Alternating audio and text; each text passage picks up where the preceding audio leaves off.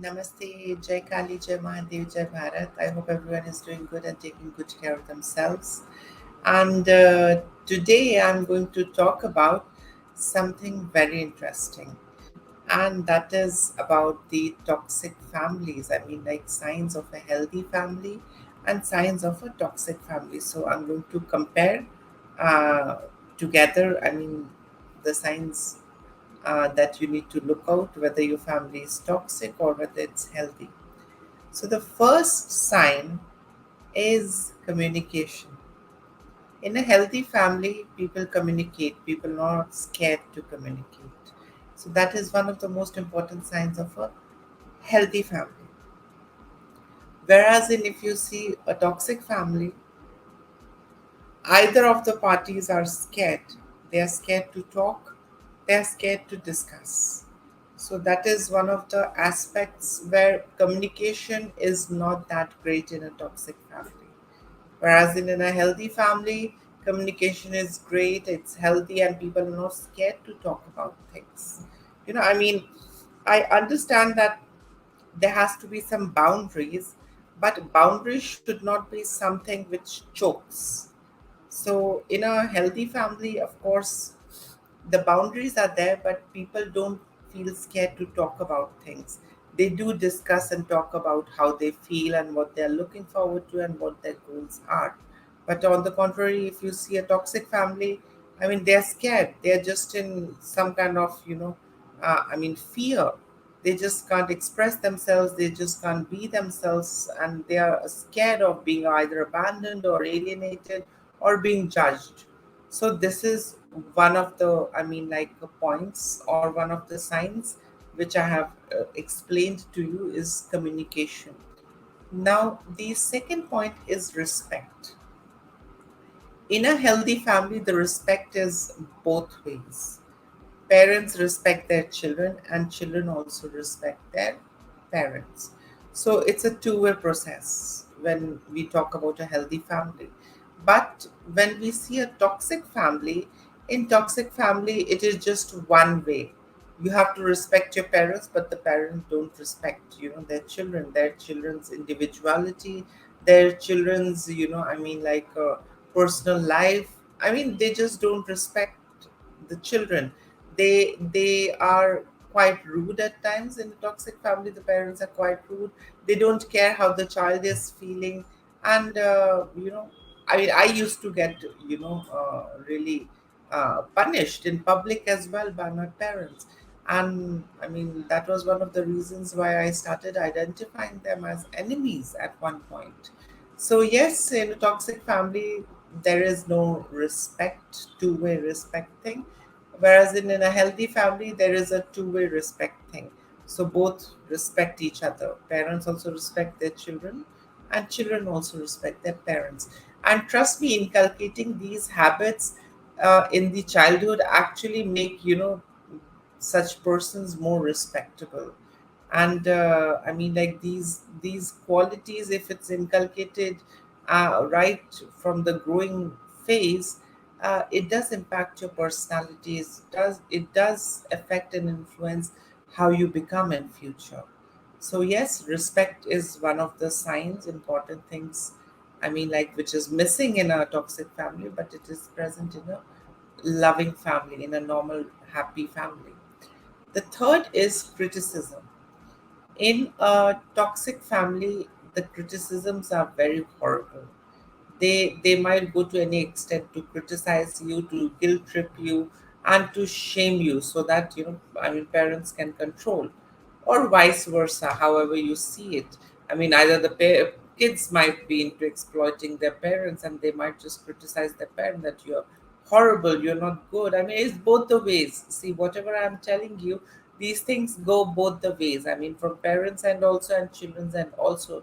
It's never a one way process. So let me make one thing very clear before I get deeper into this topic, that everything works with two. It's not just one way. So in a toxic family, criticisms are very bad, and uh, either of the parties, they really don't care. that how you feel after the criticism. See, criticism is fine, but a healthy criticism. At least tell them that they can be better. They deserve better. They're worth more, and they can perform better. Rather than shaming them, guilt tripping them, that doesn't work. So criticism in a healthy family, there is healthy criticism, but in a toxic family, it's a scary, demonic kind of a criticism where one party criticizes so badly and the other party is scared and just wants to run away from it. So, criticism is one of those signs. I mean, like I already explained, in a toxic family, it's horrible, but in a happy family, it's healthy. It's both the ways, but it's healthy. It's not that choking, not that suffocating. The fourth point is privacy. In a healthy family, there is privacy. I mean, kids also respect the privacy of parents, and parents also respect the privacy of the kids. It's vice versa. But when it comes to toxic family, uh, either of the parties are way too involved. I mean, like the parents don't respect their kids, the privacy, and the same thing is the kids don't respect their parents' privacy because they have not been raised in such ways. And of course, I mean, these things does impact how you are raised. You tend to pass it on to your kids. So there is no room for privacy.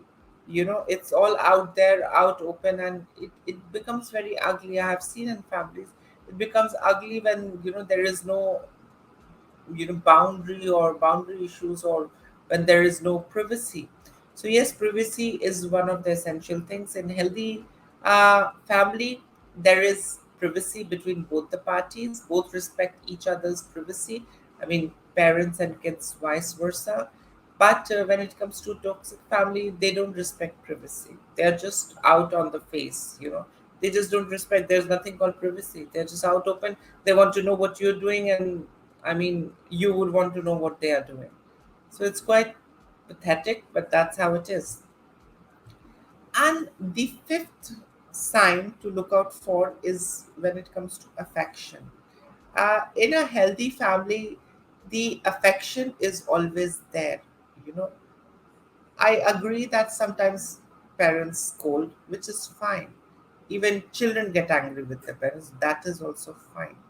But everything has some amount of affection involved into it. I mean, like when the kid says sorry, then of course the parents also spread their arm open and then they, just hug and forget everything. And when the parents also apologize, the kid also forgives. So, there is affection. And whatever the kid also does for the parent, there is affection involved. And whatever the parent does for the kid, affection is involved. But when it comes to the toxic kind of a family, there is nothing called affection. It's all just do's and don'ts. There is, I mean, like, I mean, um, I'm running short of words. In a toxic family, you wouldn't feel affectionate, or you wouldn't see that much of affection from both the parties. It's all just doing business. I have to do. I have to do, otherwise I'll be beaten up.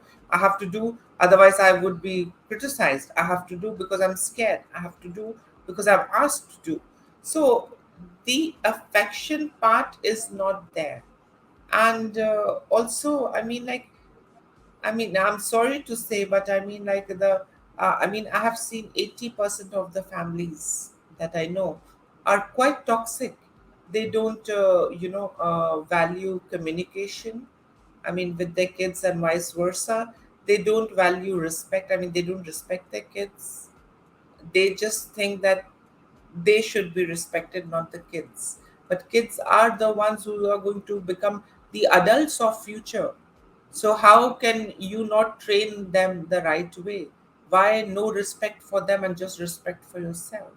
So that gets, I mean, that's a different aspect to look into. I mean, that's all because of narcissism and all that, things that gets into it.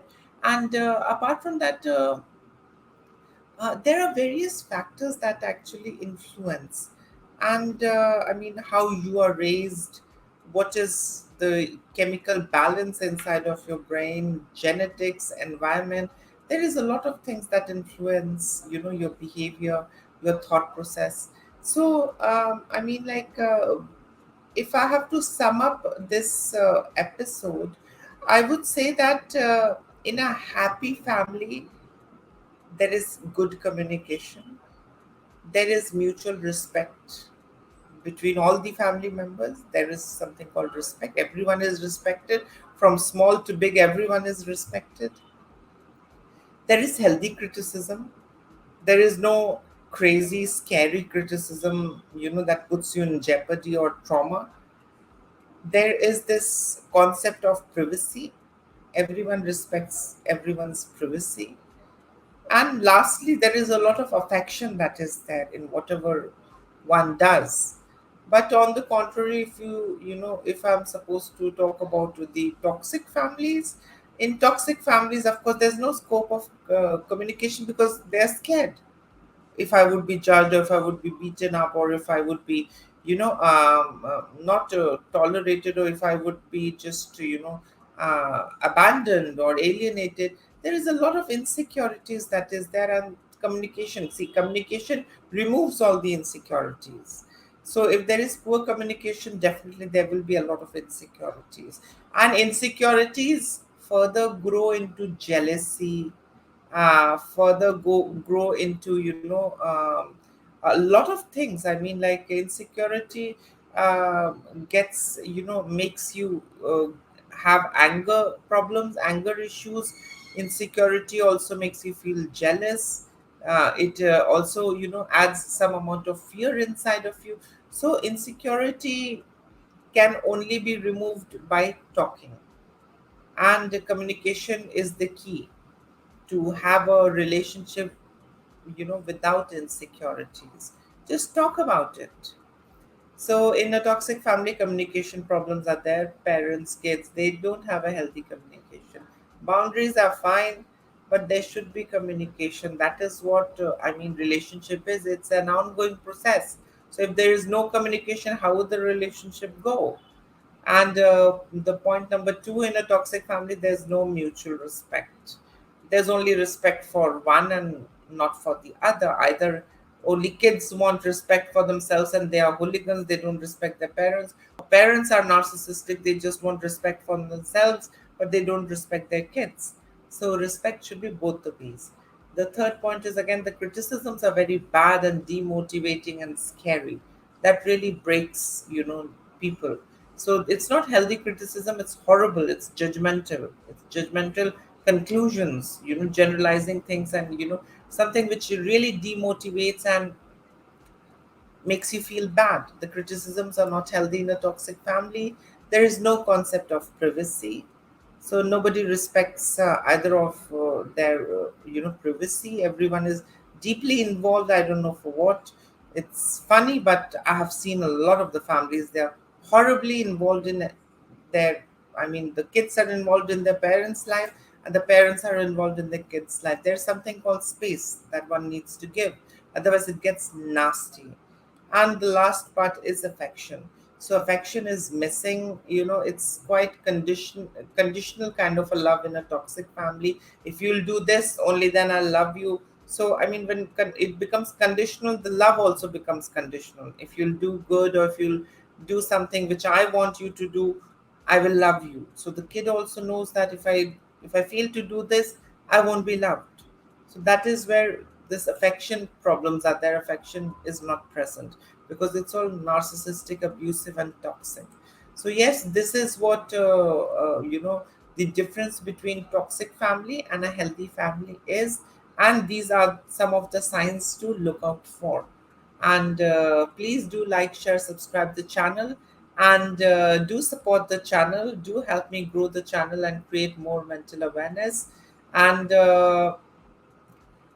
we have got one life. We all have to live life happily, without any guilt, without any fear, without any shame. We have to live life to the fullest. So have a great day ahead. And in case if you have any issues that you would want to discuss, I'm just a mail away, sarahkhankalidasi at gmail.com. Till then, have a great day ahead. Bye.